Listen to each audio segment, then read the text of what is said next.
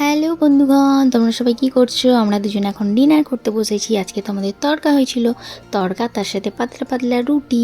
আর এই যে বড়মশাইয়ের আদেশ ডিমের ভুজিয়া খাবে। বললাম যে তড়কাতে তো অনেক পরিমাণে ডিম দেওয়া আছে, ডিমটা আর না ভাজলেই তো হয়। বলছে না, আমাকে ডিমের ভুজিয়া বানিয়ে দিতেই হবে, মহাদেবের আদেশ তো করতেই হবে, সেটা কি আর ফেলা যায়? আর এই যে মিনি আমার হটপটটা দেখছো, এটা আমি বিয়েতে পেয়েছিলাম, বিয়েতে নয় সরি, বউ ভাতে। তো এরকম 3টে সেট পেয়েছিলাম, এটা সবথেকে ছোট, কি দেখতে ভালো লাগে না ছোট ছোট জিনিস। যাই হোক, আজকের মতো গুড নাইট, আবার কালকে সকালে তোমাদের সঙ্গে ঝটপট দেখা হচ্ছে।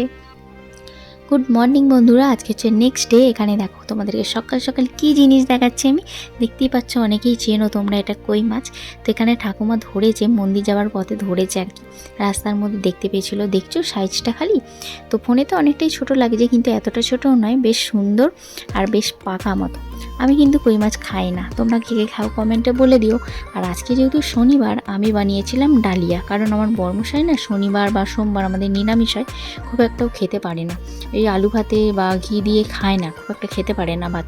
ডালিয়াটা একটু ভালো খায় বলে ওকে বললাম কি খাবে, ও বললো যে মুড়ি খাবো। আমি সকাল সকাল কেউ মুড়ি খেয়ে কাজে যায়, তো বললাম ডালিয়া বানিয়ে দেবো, বললো হ্যাঁ বানিয়ে দেবো।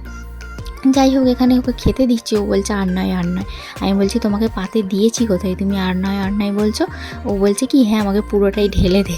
সেটাই আমি ওকে ফাজলামি করে বলছিলাম যে দিয়েছি কোথায়, এই আর কি। তো আমি একটা জিনিস ফলো করেছি গোটা 3 বছরে, যারা শান্ত মাইন্ডে হয় না, তাদেরকে কিন্তু রাখতে দেওয়া যায় না, তারা রেগে গেলে কিন্তু ভয়ানক ব্যাপার হয়ে যায়, জানো তো।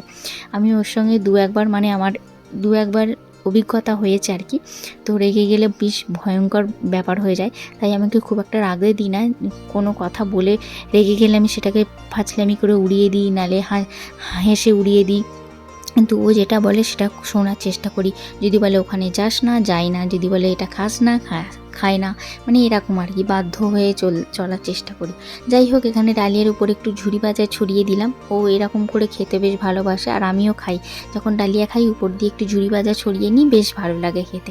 তোমরা কে কে ডালিয়া খেতে ভালোবাসো বা ডালিয়ার এরকম ঝুরি ভাজা ছড়িয়ে খাও বলো। এখানে বড়মশাইকে খেতে দিয়েছি, আজকে ডালিয়া খাবে, শনিবার নিরামিষ, সেই জন্য ভাত খাবে না। আর এখানে বাইরে ঝমঝমিয়ে বৃষ্টি হচ্ছে, এই যে মামুনির এখন পদ্ম গাছ হেলে গেছে, সেই জন্য ছুটেছে পদ্ম গাছ তুলতে।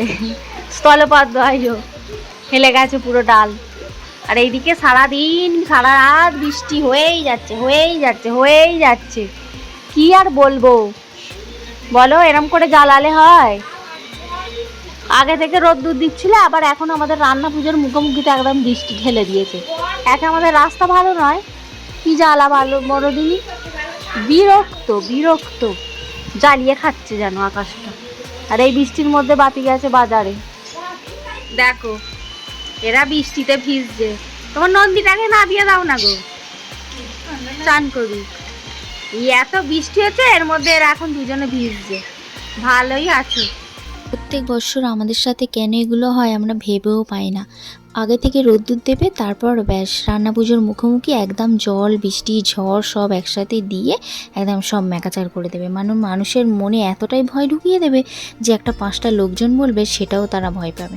প্রত্যেক বছর একই হয় গো, কেন আমাদের সাথে এটা হয় বলতে পারো তোমরা?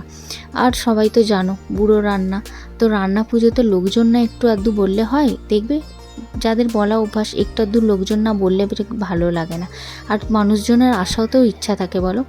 যাই হোক, আমি এখানে স্নান করে চলে এসেছি, চুল আঁচড়ালে আমার এক গাদা করে চুল উঠছে। তোমরা একটু কমেন্টে আমাকে একটু হেয়ার কেয়ারের জন্য একটুখানি সলিউশন দিও তো, মানে এত পরিমাণে চুল উঠছে চিন্তার বাহিরে, মানে কি বলবো তোমাদেরকে। যত আমি ঘুরে এসেছি সেই থেকে আমার চুল উঠেই যাচ্ছে।